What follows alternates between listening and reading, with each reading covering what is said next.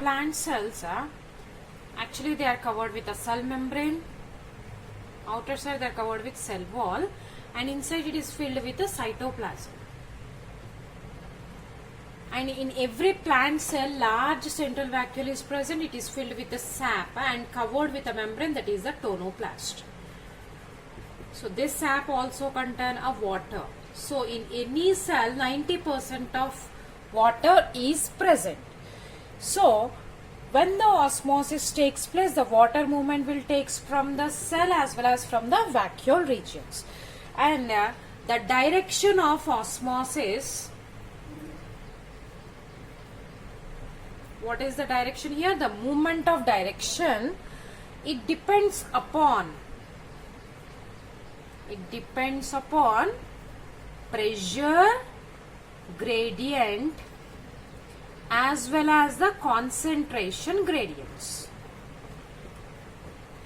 So this osmosis direction depends upon the pressure gradient as well as the concentrated gradient through the semi-permeable membrane. So in the osmosis, through the semi-permeable, by crossing the semi-permeable or selectively permeable membrane, the movement of the solvent takes place from high concentration to the lower concentration. And this is also a type of diffusion. Actually it is also a type of diffusion, and it occurs only in the living cells, because living cells only contain the cytoplasm, whereas the dead cells, they does not contain the cytoplasm. So osmosis takes place only the living cells. The osmotic concentration, it depends upon the two particles of the solution. And the solution, we know that solution is a mixture of solute as well as the solvent. Yes, solvent here is always water, and solute, it may be sugar or it may be salt. Okay, so the concentration of the osmosis depends upon the ratio of the solute as well as the solvent. Okay, and the rate of osmosis will depend upon the dissociation capacity of the sugars and the salts. Osmotic concentration of salt is twice as that of the sugar, because salt is an electrolyte.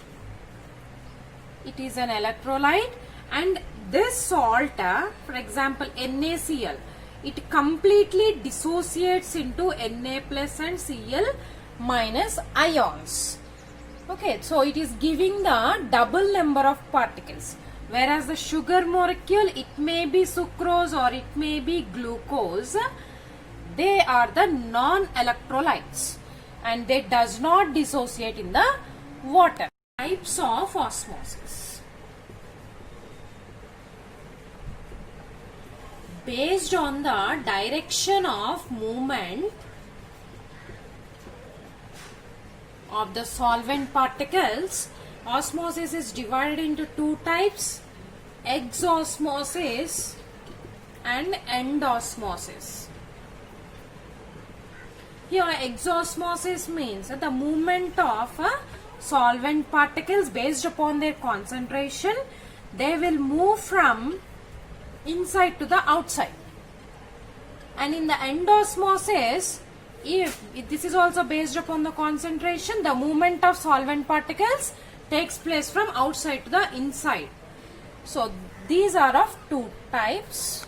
In plants, role of osmosis in plants.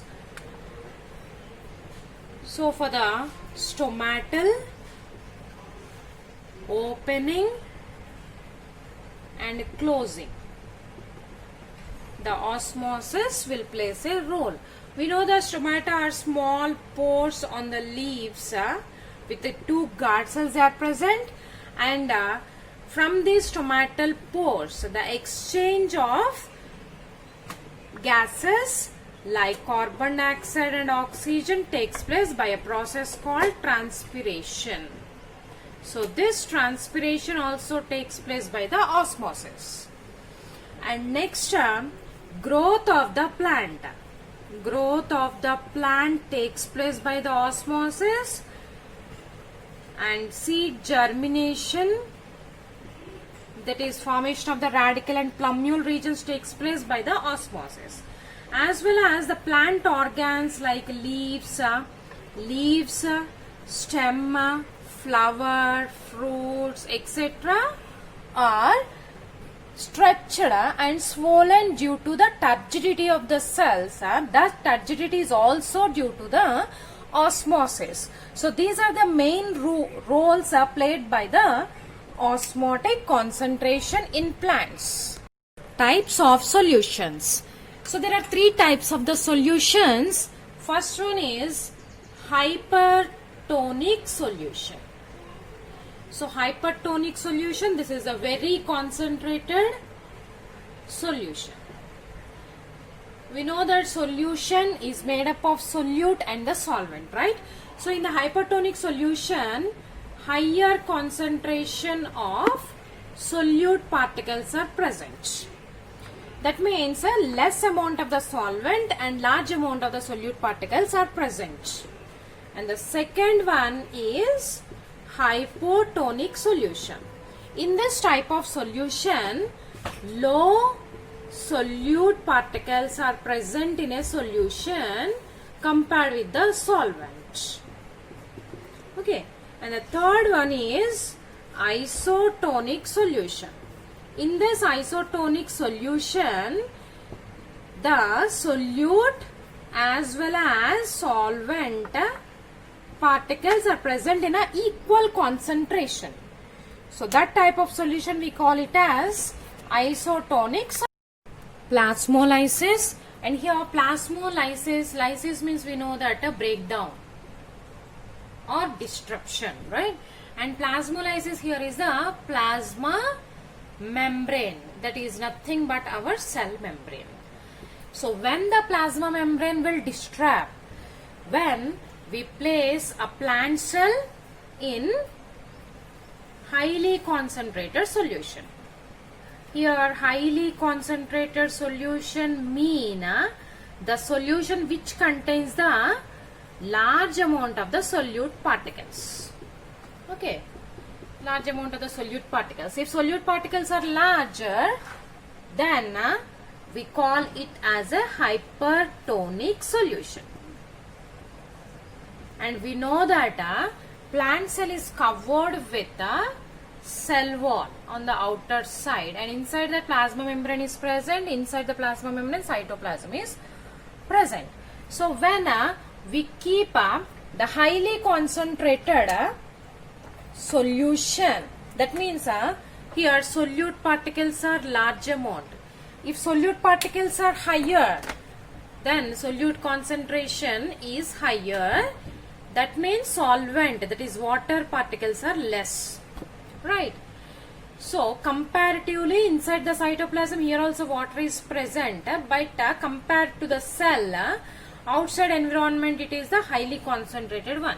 So here inside that a solvent particle, that is water, is more concentrated and the solute is less. So what happens when the outer environment have the high concentration and inner environment will have the low concentration of the solute. But here this is the less water concentration. Here osmosis takes place. What does osmosis? The movement of water. Here they are saying about the movement of water from high concentration to the lower concentration. So water, where the high concentration of the water is present? Inside the cell. And in the hypertonic solution, solvent particles are less. So the movement of water takes place from inside cell to the outer side. So this movement we call it as exosmosis. So exosmosis takes place through a semi-permeable membrane. Crossing this permeable membrane, nothing but the cell membrane. So what happens? A complete water will be lost inside the cell. So this loss of water from the cell sap causes contraction or shrinkage of the cell takes place. Okay, shrinkage of the cell leads to the separation of cell wall from the cell membrane. So the cell membrane will separate from cell and assumes, actually it should be in the spherical shape and it will change its shape, right? So this separation of the cell membrane, the contraction of the plasma membrane, we call it as plasmolysis. Okay, and in this process, water first lost in the cytoplasm. From the cytoplasm, water will be loosed, and later from the vacuole it will be loosed. Is it clear? Because external environment, it have the higher concentration. So the water will be loosed and the cell will shrinks. Is it clear? And this plasmolysis is a reversible process. Okay, it is a reversible process. Plasmolysis is a reversible process. That means if we place the plasmolyzed cell with the shrinked plasma membrane, right? So if we place this cell in a less concentrated solution, that is hypotonic solution. What happens if we place this hypotonic solution? The water diffuses into the cell. From the hypotonic solution, the water will diffuses into the cell, and again the cell will build up their cytoplasm against the wall. Due to this, the pressure will develop. That pressure we call it as a turgor pressure. Turgor pressure. And the reversible process of plasmolysis, we call it as a deplasmolysis. And this deplasmolysis, what we call deplasmolysis phenomena takes place because here the low solute particles are present in the hypotonic external solution, right? So that means a high water concentration is present. So the movement of water molecules takes place from high concentration region to the low concentration region. Yes. So due to the deplasmolysis will takes place. In between these two processes, there is plasmolysis and deplasmolysis, there is a stage, we call it as incipient plasmolysis. Incipient plasmolysis, here it is actually the first sign of shrinkage. It is the first sign of shrinkage of cell contents from the cell wall. So they may be detectable. So those things we call it as an incipient plasmolysis. Is it clear? Then what is the use, what is the importance of this plasmolysis? What is the importance of this plasmolysis? That is preservation. Preservation by salting or sweetening process. Sweetening process. So that means salting here means for the preservation of pickles, meat or fish. We preserve them by the salting mechanism. Similarly, the jams or jellies are also preserved by sweetening with the sugars, right? So salting and sweetening will create a hypertonic condition. As a result, what happens due to the hypertonic condition, the bacteria or the fungi get killed by the plasmolysis. One.